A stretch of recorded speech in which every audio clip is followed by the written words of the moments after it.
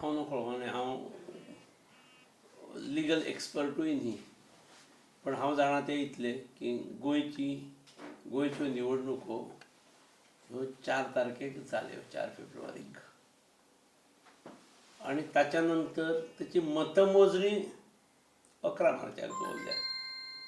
It is prerogative of election commission. खरें 4 तारखेक जातकीर 5, 6, 7 तारखेकूय कावंटींग जावंक शकपाचें, पण तांचे काही तांत्रीक गजाली आसात. देशभरांतली 5 राज्यांची इलेक्शन्स आसात, हाचो इम्पॅक्ट दुसऱ्याचेर जावंक जायना, हेवूय आसा. पण म्हाका दिसता there is no harm as it is. हांव दुसरो चीफ मिनिस्टर जाय पर्यंत, नवीन चीफ मिनिस्टर जाय पर्यंत I continue to be chief minister, आणि my government also continues. Election जाल्यामुळे काही पॉलिसी डिसिजन्स घेवप ना, पण रुटीन कामां खूब आसात जी फाटले 2 आठवडे 3 आठवडे पडलेली आसात, ते हांव काम करतां.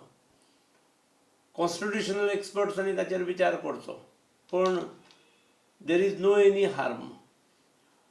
सादारणपणे 6 म्हयन्यांनी अधिवेशन जावचें अशें म्हटलां, पण जावंक ना जाल्यार कितें हें कांय म्हटलेलें ना.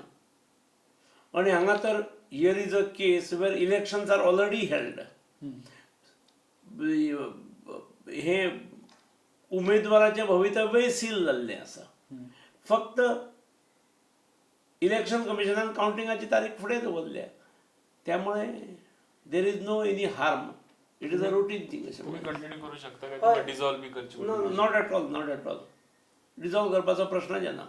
11 तारीख पर्यंत तुम्ही कंटिन्यू करपाक शकता. हय, till the new incumbent takes over. Okay. तुमचं सरकारचा टर्म 18 मार्च पर्यंत. त्याच्या पयलीं 18 मार्च पर्यंत सरकारचो टर्म आसा. ताच्या पयलीं नवीन सरकार येतलें. तोपर्यंत कंटिन्यू करपाक लिगली तुमकां कांयच हरकत ना, कांयच हरकत ना. हालीं कशें आसा, काही मिडियांतसून कॉन्स्टिट्युशनल एक्सपर्ट्स तयार जाल्ले आसात, त्यामुळे ते आपले ओपिनियन दितात, कांय हरकत ना. लॉ डिपार्टमेंटान बेगीन तुमकां सजेस्ट केल्लें डिसॉल्व ना, कांयच ना, कांयच ना.